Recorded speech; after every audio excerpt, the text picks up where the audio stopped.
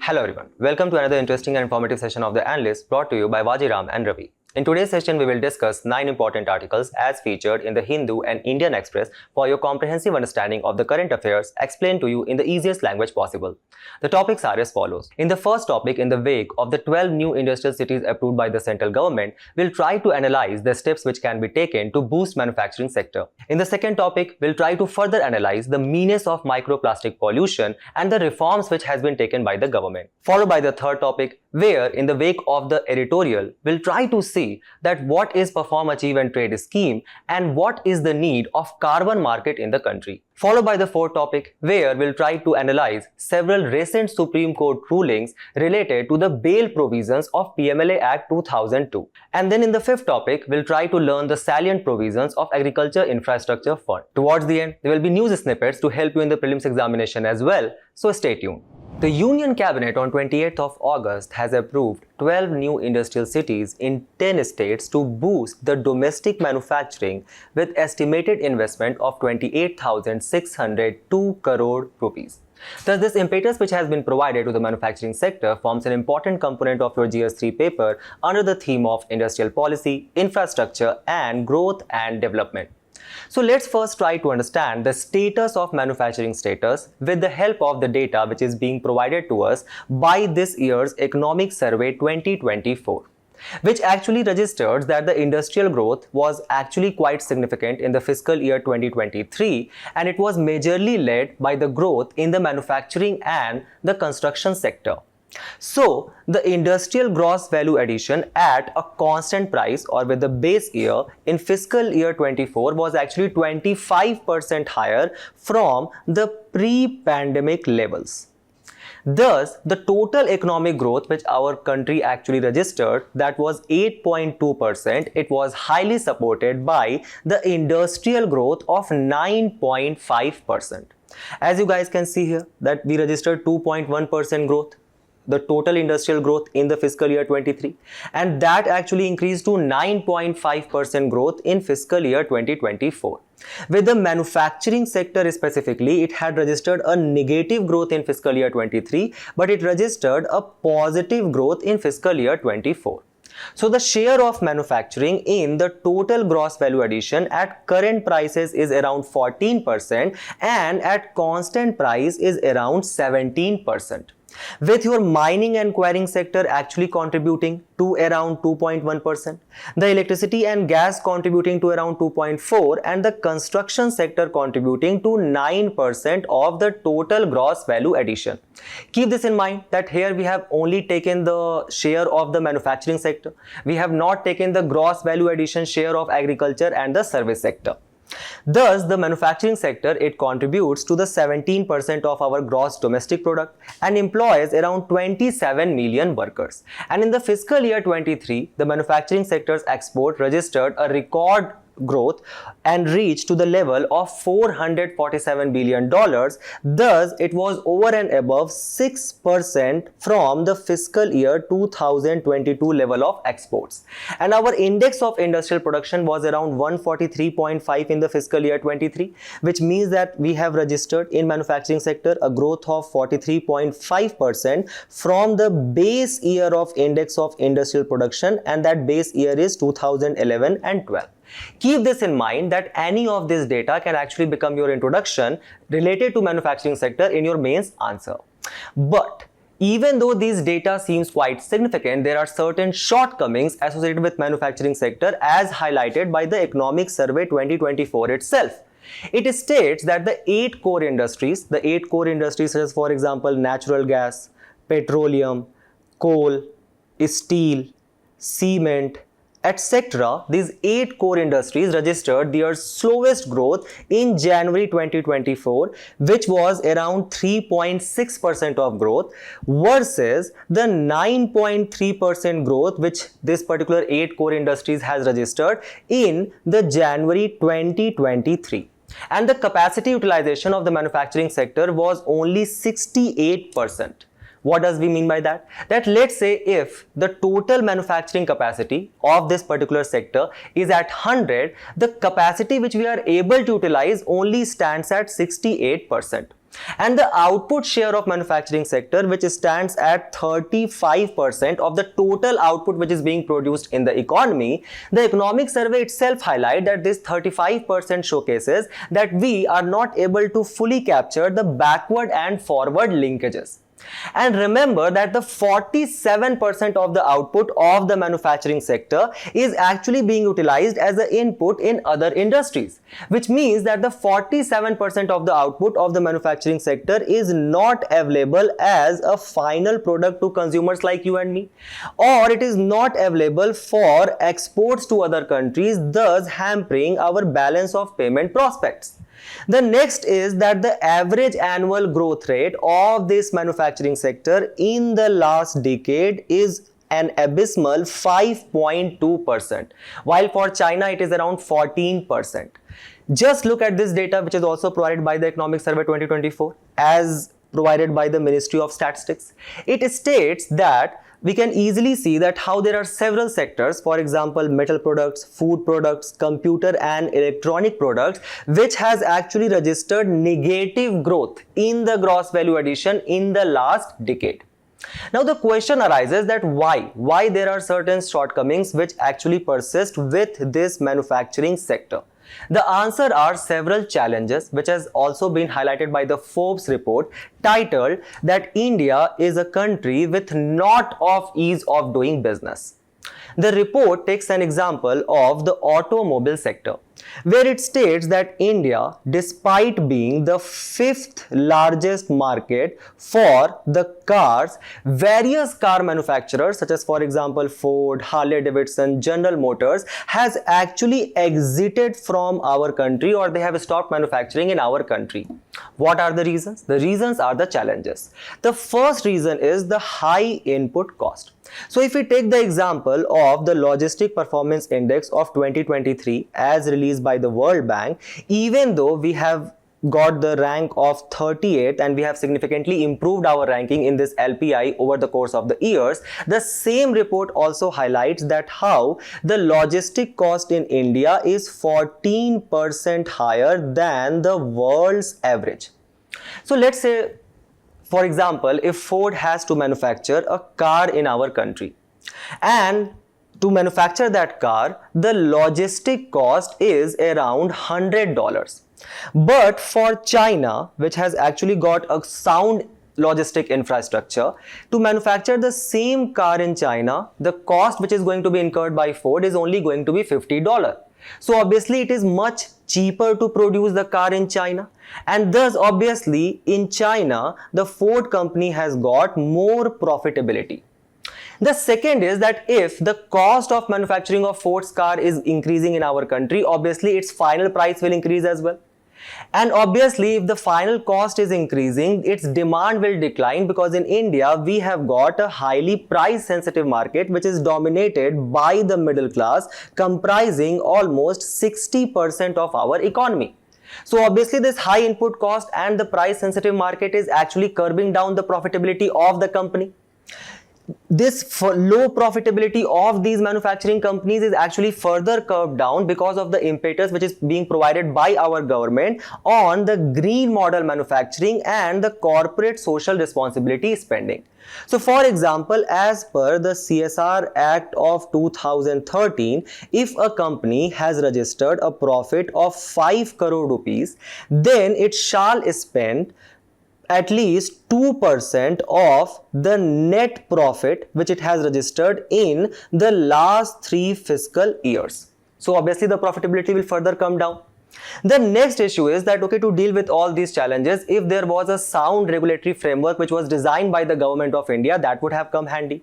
But rather what these company faces in our country, they faces hefty tariffs, archaic labor laws and fragile policy frameworks. For example, there was a Uniform Land Titling Act which was actually being suggested by the Niti Aayog in its report called as India at 75. The idea was that with this Uniform Land Titling Act, the land acquisition cost will actually come down. So this companies can actually very easily establish their manufacturing facilities in our country. However, remember that such Uniform Land Titling Act has not become a reality yet. Then there are certain challenges which this company faces in the form of the production linked incentive scheme. We are going to take the example specifically in the electronics manufacturing.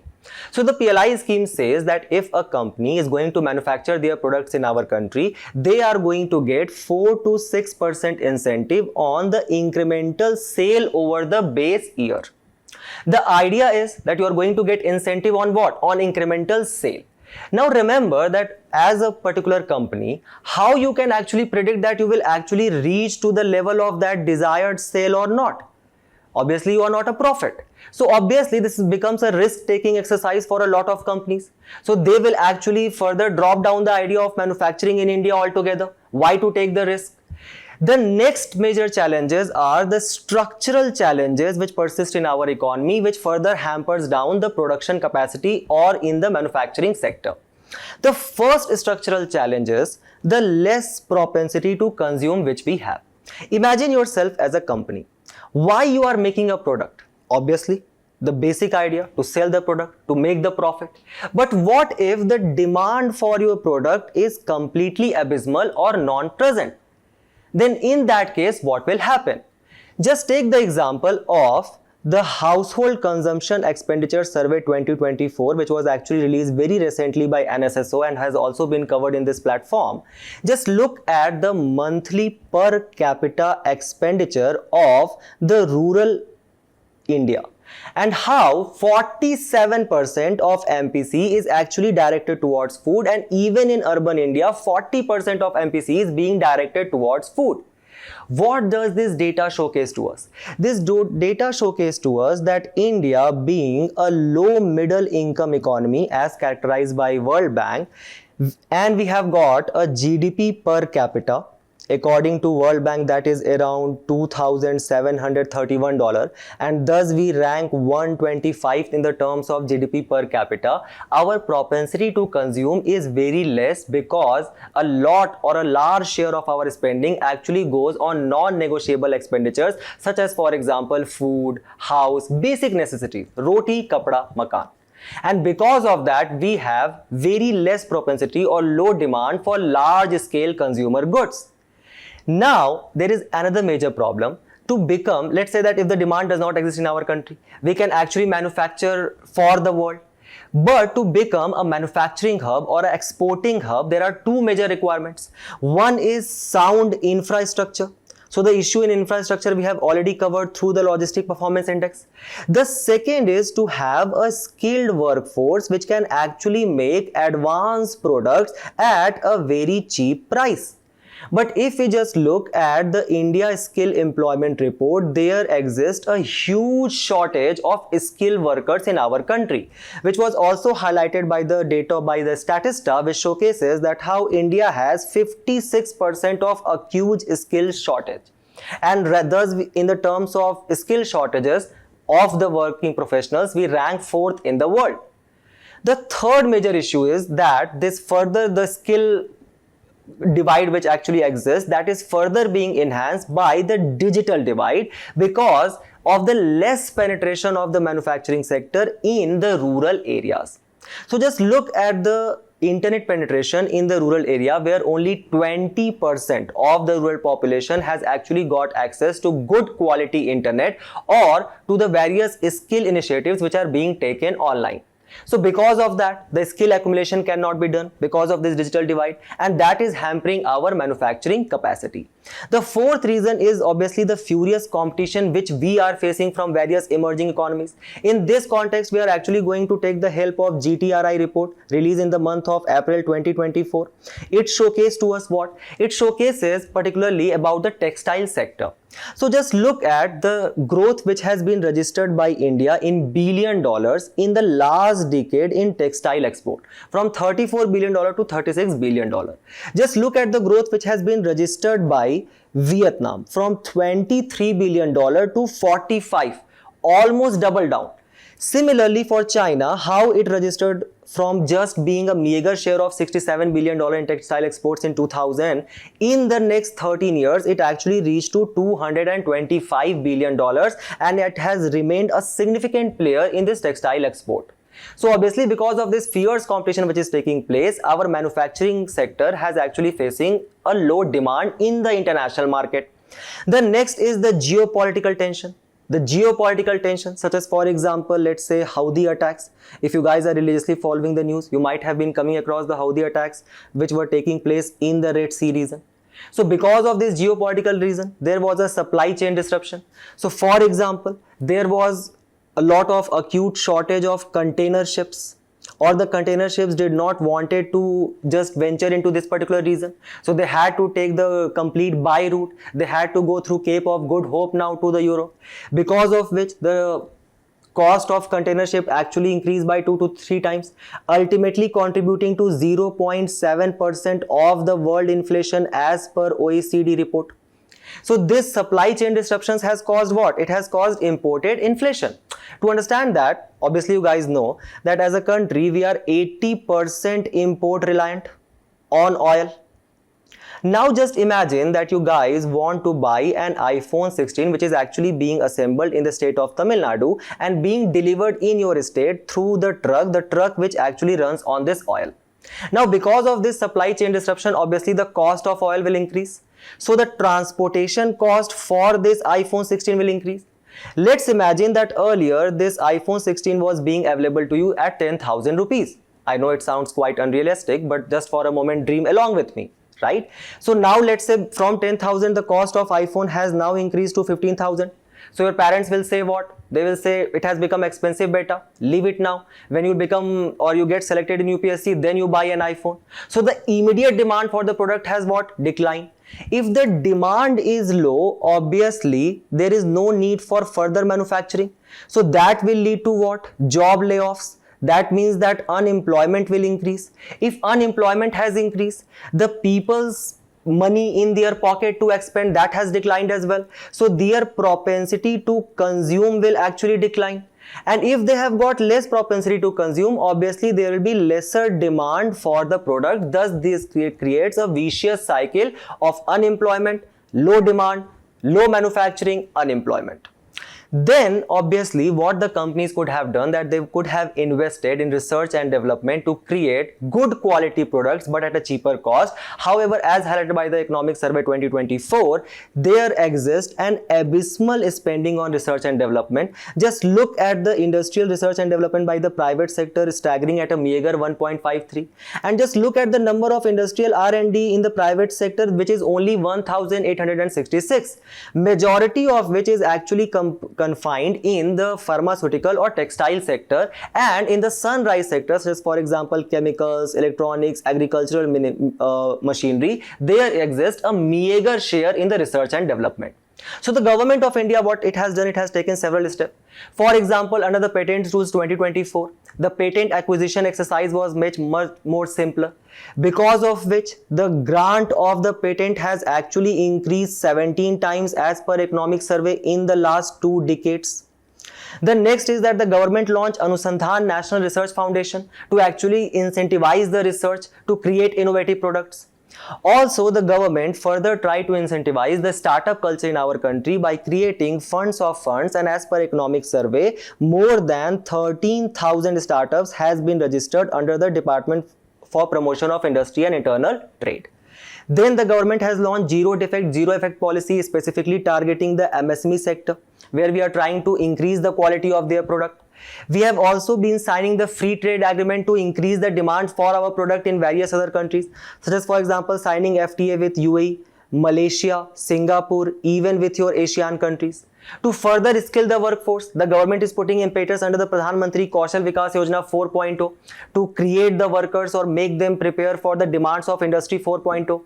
Also, the government has registered significant improvement across the year, ranking 14th in the Global Innovation Index, which is released by the World Intellectual Property Organization. And remember that we rank first in the low middle income country in the terms of innovation, as well as we have tried to increase the formal credit to industry, which you guys can see that it has significantly increased in the last few years. Now, what recently the government has done, because of which we are covering this particular section, the government has, under the National Industrial Corridor Development Program, has further put certain impetus on the manufacturing sector by creating robust network of industrial nodes and cities, to create greenfield smart cities of global standards, to boost the economic growth and global competitiveness. The government is planning to create various industrial cities across the industrial corridors which exist in our country, and the idea is that it will generate employment opportunities by creating 1 million direct jobs, and it has investment potential of 1.5 lakh crore. So the major industrial corridors which exist in our country, such as for example Amritsar Kolkata, Delhi Bombay, Vizag Chennai, Chennai Bangalore, and Bangalore Bombay. Along these lines, the government is going to create 12 new industrial cities, such as for example Khurpia in Uttarakhand, Patiala in Punjab, Jodhpur in Rajasthan, Dighi in Maharashtra, Zahirabad in Telangana, Orukal in Andhra Pradesh, Gaya in Bihar, Agra and Prayagraj in UP, and Palakkad in Kerala. So remember these important steps which has been taken by the government, and on the basis of this, just try to solve this particular question. If possible, comment your answer in the comment box, and we move forward to the next news. A new study published in the Emerging Contaminants Journal by an Indian scholar highlights the presence of harmful microplastics in face wash and shower gel. This Menace of Microplastic forms an important component of your GS3 paper under the larger theme of environment pollution and concerns. Now let's take an example here. Imagine that you have just become tired from your studies and you want to take a break. To further enhance the entertainment, you decide to watch a movie, and for that purpose you go out to buy a chips packet and a cold drink, both packaged in the plastic, and you carry them back home in a polythene bag. Now when the purpose is served, you just discard this plastic, and thus you also become a significant contributor in this issue of plastic waste generation. This plastic is a non-biodegradable product, which means that it cannot be degraded by the microorganism, and it is made up of the synthetic polymer. Synthetic polymer, which is basically derived as a byproduct of the petroleum products, such as for example polypropylene. Now, being non-biodegradable, actually the inventors with plastic, they found a very cheap and long lasting product because of the various physical and chemical properties it offers to us, such as for example it has high density and tensile strength. Also it has got resistance to oxidation and ionizing radiation, and it offers to us multifaceted use, such as for example it can be used to make medical devices, it can be used to lighten the weight of spacecraft, or to package the various consumer goods. Thus the production of plastic, it significantly increased from being just 2.5 million ton in the year of 1950 to reaching a staggering 400 million ton in the year of 2023. Now, being non-biodegradable, it has a long degradation time, which can be extend from 50 to 10,000 years.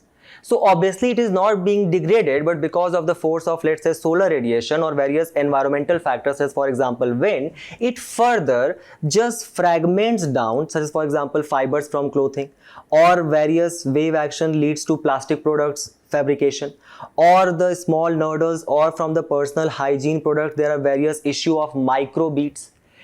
Thus it creates certain microplastic and microbeads, which are defined by the National Institute of Environment Health Science, that these are the plastic fragments which are smaller than 5 mm, and because of their micro size they can be easily ingested and they just move very easily in our food chain. Now, is it a cause of concern? The answer is yes. First is obviously because of the spread of plastic menace. The plastic bags which are being consumed annually, it has the potential to cover the France twice over. And obviously, as we have discussed, they can take 50 to 10,000 years for their degradation. Now, an average person uses around 2 lakh plastic items over their lifetime, and obviously they have got various harmful impact which we are going to discuss. Specifically looking to the India's plastic uses, as per the report which was published by India Today using the source of OECD, it states that how the plastic uses is going to increase, reaching to 160 million ton by the year of 2060. Out of this 160 million ton, remember that 128 million will actually be converted into a waste, a plastic waste, just like you converted earlier, and 69 million ton of that will actually leak to the aquatic environment. Thus, there are various issues with this increasing use of plastic and their fragmentation into microplastic and microbeads, as highlighted by the today's article. Because the scholar, she has found that 45 sample, she kind of research of the personal care product, she found out that 23% of the product actually contain the cellulose microbeads, and these cellulose microbeads are actually used as exfoliating agents to enhance the delivery of the active ingredients. So for example, you apply some cream and you suddenly get a bit of shine. That active ingredient is actually being delivered in your skin through the use of these microbeads, which are actually made up of polyethylene, polypropylene and polyester. So the report highlights that these claims which are being made by these companies, that we have got organic product, natural product, we are eco-friendly, that actually amounts to the issue of greenwashing, which was also asked in your prelims 2022 paper. The greenwashing is defined as a false impression by the company's product that they are eco-friendly or environmentally sound. Now, here you guys might have a question that, okay, I'm just applying this cream for a very short period of time. I'm just applying this cream to look good in a wedding. In a wedding where 50% of people do not know me and 50% of people do not care about my existence. So what will go wrong in that 1 hour? What will go wrong? Because it has certain serious impact on human health. So these microbeads, through these beads, fibers, foams, fragments, they can easily be ingested through inhalation, through the aerosol route, or through ingestion exposure to food and drinking water beverages. So for example, if you are drinking water from the plastic cans regularly, these microbeads can have several health effects, such as for example oxidative stress, neurotoxicity. It can actually reduce down your reproductive capacity. It can lead to carcinogenity or causing cancer, or it can alter your metabolism as well. Also, it has severe impact on fauna and environment. So for example, about 5,000 to 95,000 microbeads are released with every single use of personal care products. These microbeads are then ingested and accumulated, a process called as bioaccumulation and biomagnification, which you guys will read in your environment class, in the fish and marine mammals. And when plastic break down, more toxic substances, they are linked to the neurological and hormonal imbalances in this aquatic mammals, flora, fauna, etc. So we have seen the severe impact which this microplastic can cause on us, on human health as well as on the health of the environment. So what are the steps which the government has taken? The idea to eliminate the plastic as a problem altogether was led by the United Nations Environment Assembly, which actually adopted a resolution to end plastic pollution in 2022. And under the very same resolution, a plastic treaty is currently under negotiation. The fourth round of negotiation actually took place in the city called as Ottawa. Just comment in the answer box that where does this fourth round of negotiation under the ambit of United Nations Environment Assembly related to plastic treaty was considered, where various countries, as for example, there were 175 countries which joined. So they together decided that we need to cap down on the plastic production, and also there is a kind of a mechanism which is being devised where the developed countries shall sponsor the poor countries to transition to non-plastic economy. Then the government of India, what it did, that it launched a plastic waste management rules of 2021, under which it said that I am going to ban 19 categories of single-use plastics, as for example plastic carry bags which has less than 75 micron in thickness, or the earbuds, the plastic sticks which you use for balloons, or the candy or ice cream sticks, the polystyrene or thermocol for decoration purposes, the invitation cards and cigarette packets. Also, it directed the petrochemical industries that now you do not provide any raw materials to any of the industries which are making or indulging in these banned products. The third was that the State Pollution Control Board and the Pollution Control Committee at the district level, they were directed that just revoke the consent of operation of any industries who are indulging in the manufacturing of these products. Then the Central Pollution Control Board also took the initiative that I am going to provide certification for biodegradable plastic. Beside that, the government has said that now if any particular manufacturing company is making such kind of product or making false claims, doing this issue of greenwashing, then you should provide environment damage compensation under the Environment Protection Act of 1986. And there is an extended producer responsibility under the Plastic Waste Management Rules of 2024, under which any manufacturer who is responsible for creating of such plastic or plastic carry bags, that manufacturer has to collect 100% of such plastic from the year of 2024, which is this year, and at least 50% of shall be mandatorily recycled by the manufacturer.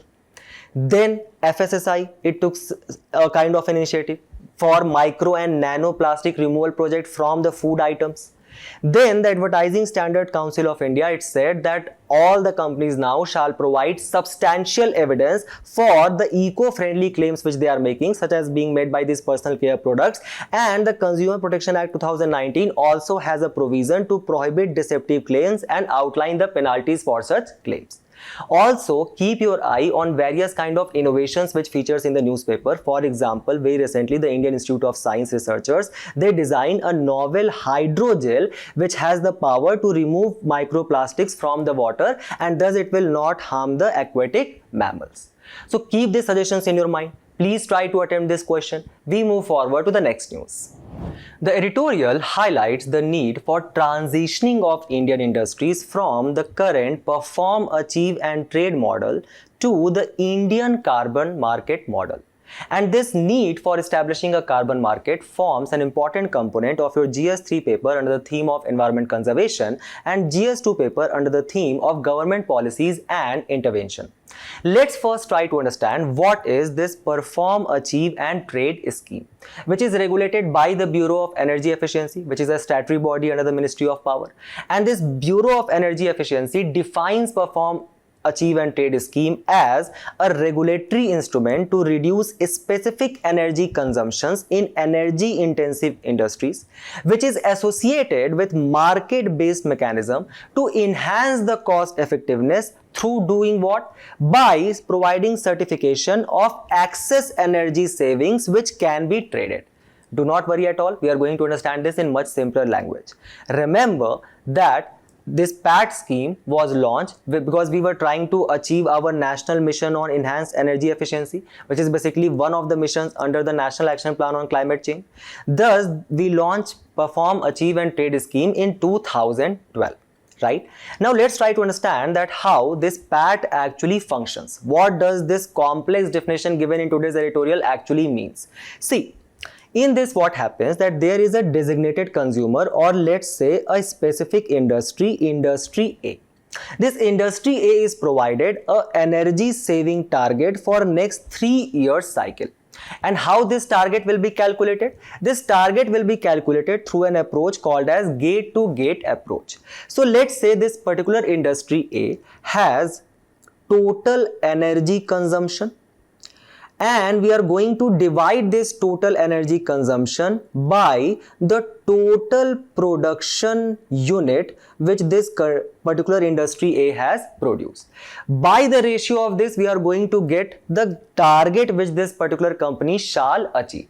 So let's say I am a particular company who is actually producing a lot of units, but I am using very less amount of electricity units, then obviously the target which will be set for me will be quite low because I am highly energy efficient industry.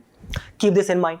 Now, who is going to actually assess my performance? So a third party will be called, that is accredited energy auditors, and when they have audited that yes, this particular person has achieved the target, then I will be provided with an energy saving certificate by the Bureau of Energy Efficiency. Now let's say there is another industry, industry B, the industry B was not able to achieve its target. So what it can do, it can actually purchase this energy saving certificate from me, and thus I can sell these certificates where on the platform such as Indian Energy Exchange or Power Exchange Limited. The idea is that if I'm kind of saving more energy, then I'm actually being incentivized because I am getting a kind of payment from the other industries which are utilizing higher amount of energy. Now, how this particular scheme has performed, this PAT scheme. So we have been able to actually do a lot of energy saving. We have actually reduced quite a lot of our carbon emissions, such as for example reducing 60 million tons of CO2. It has also led to skill development. Because of this less carbon emission, there has also been lot of savings of money because of the energy savings which we have done, and it has also led to investments in quite energy efficient technologies or green technologies as per the data which has been released by the Ministry of Power. Now, the article highlights that even though we have seen that this scheme is doing quite well, it has certain shortcomings. The shortcomings is that there exists an imbalance in the energy efficiency.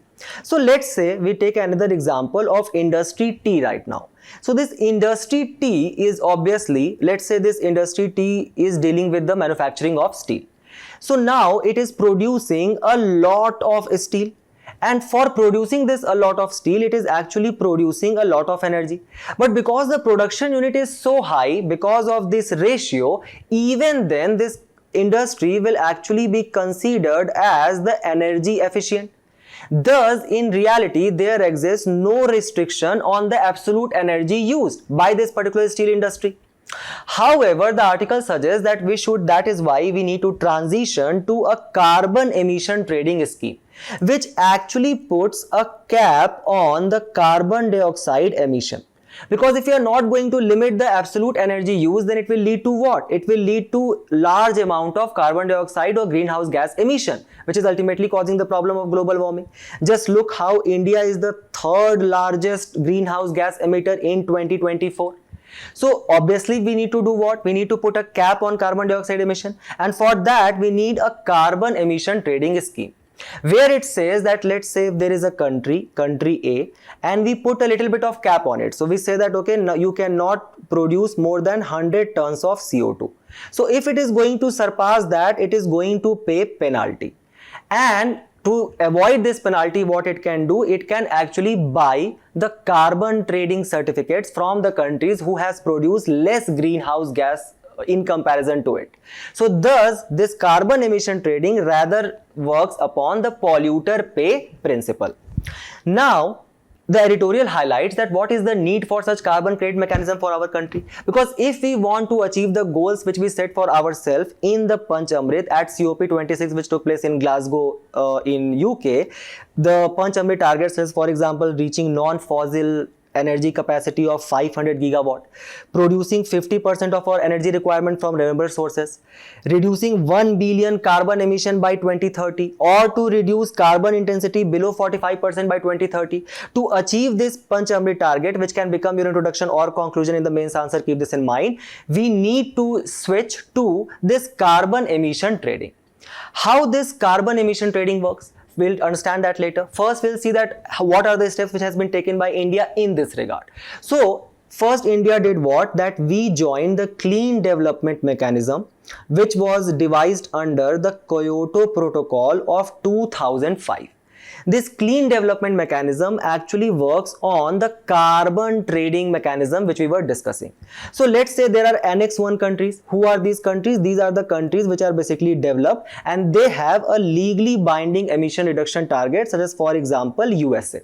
What USA can do is that it can actually put a low cost investment in developing countries, projects which are called as carbon sink projects, and these non-Annex 1 countries which does not has got a specific target, such as for example India, we can sell them this carbon emission reduction units. That one carbon reduction units actually stands for reduction of 1 ton of CO2. So let's say we have actually not produced the kind of a desired greenhouse gas emission target which was given to us. We have produced actually less than that. So we can actually sell that to USA, and USA will actually provide us the money, and we can use this money for our green transition. That was the clean development mechanism under the Kyoto Protocol. The article highlights that how the Indian government has also taken several steps very recently in this direction, that we have launched a carbon credit trading scheme under the Energy Conservation Act of 2022. In which what we are doing? So we have launching this carbon credit scheme under the provisions of Article 6 of Paris Agreement 2015, which says that these companies, they can actually fund their green transition through this carbon trading units. Exactly how it was working under the Kyoto Protocol. What we have done, the Bureau of Energy Efficiency is going to provide this carbon credit certificate, which we can actually sell to these countries, the countries who are having excess of GHG emission, for reduction of what? 1 ton of CO2. And the regulation of this carbon trading activity will be done by whom? By the Central Electricity Regulatory Commission. So keep this in mind that we have kind of taken steps towards the carbon credit mechanism. However, we have not established it formally, and it has not been formally recognized by the other countries. So these are several challenges which still persist. On the basis of this, try to solve this particular question, and we move forward to the next news, where the Supreme Court recently granted the bail to Bharat Rashtriya Samiti leader K. Kavita in the money laundering case which was registered against her by CBI and Enforcement Directorate related to the Delhi excise policy scam. So there are several judgments which Supreme Court has passed, several observations. We are going to analyze that. And these bail exemptions under the Prevention of Money Laundering Act forms an important component of your GS3 paper and GS2 paper under the theme of money laundering and government policies and interventions respectively. Let's first try to have a basic idea what is money laundering. So money laundering under the Prevention of Money Laundering Act 2002 has been described as the complex process which are used by various illicit organizations, even individuals, to conceal the origin of illegally obtained money which can actually be used to finance terrorist activities such as, for example, 26/11 terror attacks. So government did what? It came with the hefty provisions under the Prevention of Money Laundering Act of 2002, which keeps on repeatedly in the news. We will just have a brief overlook about these stringent provisions, such as, for example, the offense of money laundering is considered equivalent to the offense of terrorism. Then the section 3 which defines money laundering, the definition has been provided. The section 24 provides with the reverse burden of proof which you are going to discuss. And section 5 also says that your property is going to be confiscated if you are actually held as a culprit under this particular act. The stringency is related to what? In granting of the bail under the act. Remember that there are certain provisions related to Enforcement Directorate. It is not mandatory to give the Enforcement Case Information Report ECIR because it is not equivalent to FIR. The statements made to ED, whatever you are telling ED, that will be considered as admissible evidence of proof. Remember. Then what are the recent judgments which has been taken by the Supreme Court? The judgments are related to the section 45 of the Prevention of Money Laundering Act. The section 45 basically establishes twin condition for obtaining bail. What is the first condition? The condition is that the accused, let's say I am the accused person, so I have got the responsibility to prove prima facie that I have not done any crime or I am innocent. So this is basically what? The reversal burden of proof, or it basically contradicts the normal principle which we follow in the law, that is that you are innocent until proven guilty. However, under the section 45 of PMLA, you are guilty until proven innocent. That is reverse burden of proof. The second is that I, as an accused person, I shall need to convince the judge that I am not likely to going to commit any offense if you will provide me bail. Only then the bail shall be provided to me. Now, what are the exemptions provisions under the PMLA Act? So the clause 1 of section 45 says it actually allows the court a kind of a discretionary power to exempt the people who are below 16 years of age, any woman, or for example any sick or infirm person. That these kind of people are considered as the vulnerable section of the society, and thus they will not fall under the ambit of section 45, and an easy bail shall be provided to these people. The basis of this also lies from the section 437 of the erstwhile CRPC 1973, which provides such exemptions to women and minors, and from the Article 15 Clause 3, which states that states shall make special provisions for women and children. Article 15 which prohibits the state to not discriminate on the basis of race, religion, caste, sex and place of birth. The same article actually says that state can discriminate if it is the case of women and children under the Clause 3. So the Supreme Court said that what was recently happening, the Delhi High Court was actually denying the bill to K. Kavita, because Delhi High Court was saying that the K. Kavita, who has been the member of parliament and the member of legislative council, she cannot be equated as a vulnerable person. But the Supreme Court says in the Soumya Chaudhary versus the Enforcement Directive 2023 that the dignity of women shall be given primacy here. And in Vijay Chaudhary versus Union of India 2022, Supreme Court has laid down that bail is the rule and jail is the exception, even in the case of Prevention of Money Laundering Act, where the Supreme Court observed that such prolonged trial actually act as punishment, because the person is not actually getting convicted and it is being kept under the long trial. So that is also acting as a punishment even though the person's crime has not been proved, and that is violating his right to dignified life under Article 21 of the Constitution. So keep these things in your mind. We move forward to the next news, where the Union Cabinet has actually redesigned the Agricultural Infrastructure Fund to do what? To enhance the financial security of the farmer producer organizations, which forms an important component of your GS3 paper under the theme of agriculture and allied sectors. Let's first try to understand what are the salient provisions of this Agriculture Infrastructure Fund. The first is that it is a central sector scheme. So all the funding is provided by the central government. And this scheme actually aims to provide medium to long-term debt financing facility to the farmers, such as, for example, providing for 3% interest subvention up to 2 crore rupees for 7 years. So, for example, if you have taken a loan from the bank, the government will be going to provide 3% interest on the behalf of you. And you are going to take loan for which purposes? So remember that this Agriculture Infrastructure Fund specifically deals with post-harvest management infrastructure. Now, who are the eligible beneficiaries? So if you are a farmer, you are eligible. The FPOs are eligible. The primary agriculture credit societies or a startup is also eligible.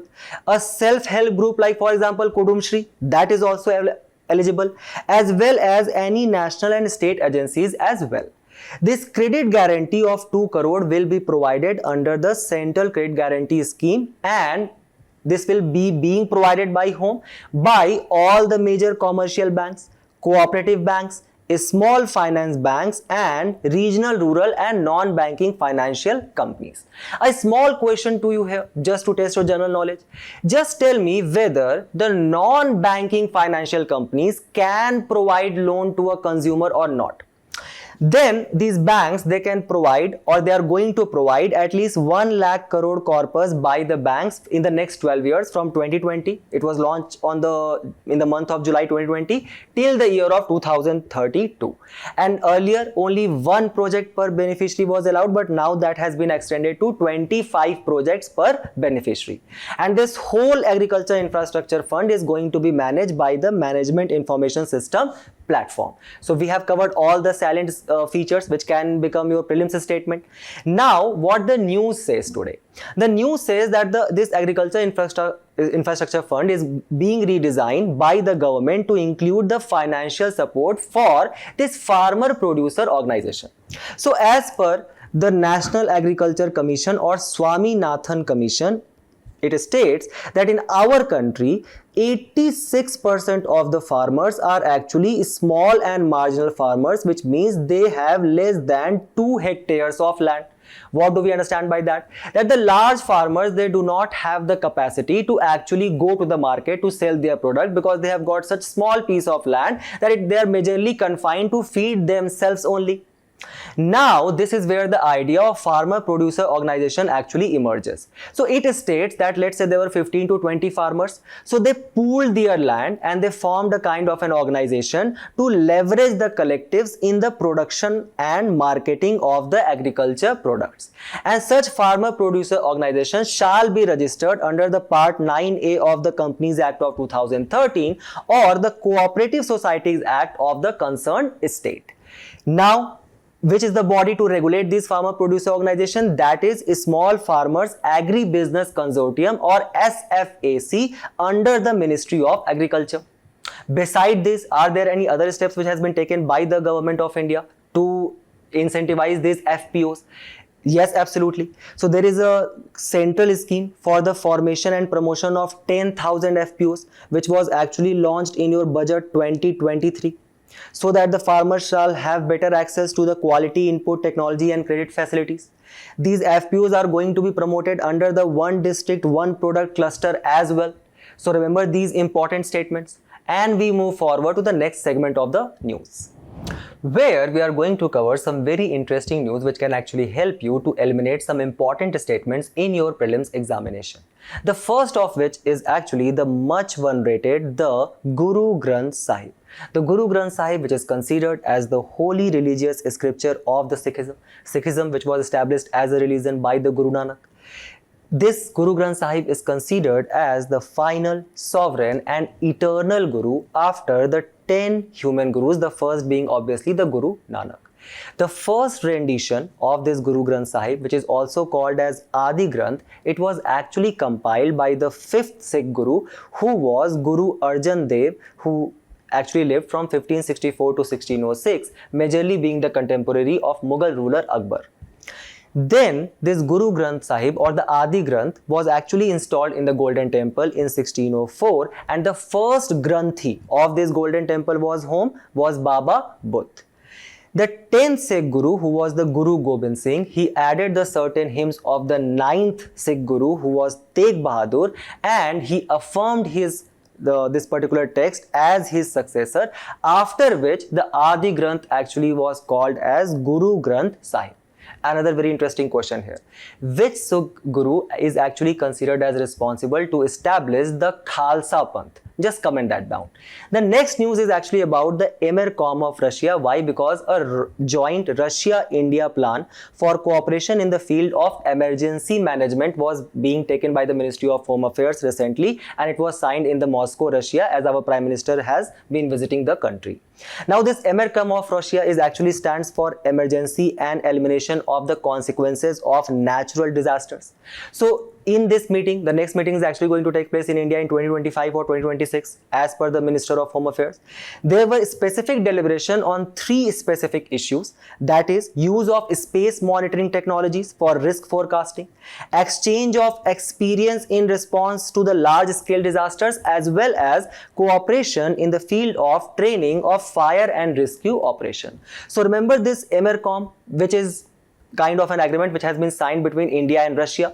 The next news deals about the Chandipura virus. The Chandipura virus, which actually belongs to the Rhabdoviridae family, and it is actually transmitted, this viral disease is transmitted by the vectors as, for example, sand flies and ticks, which actually affects what? It affects the central nervous system, causing a disease called as encephalitis, which actually deals with the inflammation of the active tissues of the brain. Now, it is largely, remember, it's not like it only affects, but it is largely limited to the children who are below 15 years of age.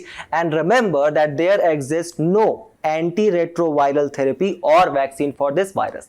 Why we call it Chandipura virus? Because it originated first in Chandipura village in Nagpur in the state of Maharashtra, transmitted to the humans by these sand flies and ticks.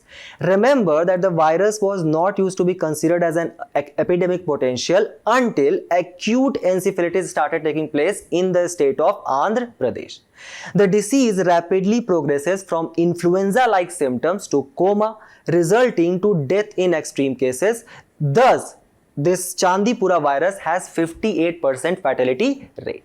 The last news of today is about the PM 2.5 pollution, and we have got certain good news to end upon. That is that there as per the recent report, there has been registered a dip in the PM 2.5 pollution between 2021 to 2022, and the news article, it states that there were various meteorological conditions which were responsible for it. So because of this dip, it actually added 1 year to India's average life expectancy. Now, what is the standard for this PM 2.5? So as per National Ambient Air Quality Standard, the highest threshold is around 40 microgram per meter cube. Remember that this PM 2.5 is actually responsible for a lot of death. So its dip is actually a good news. And remember, these two particular particulate matters which are responsible for high level of pollution, PM 2.5 and PM 10. And with this, we have reached to the end of our discussion today. Do not forget to attempt the questions at the end of the video and test your knowledge. We will meet in a very interesting discussion very soon. Till then, all the very best for your preparation, and thank you.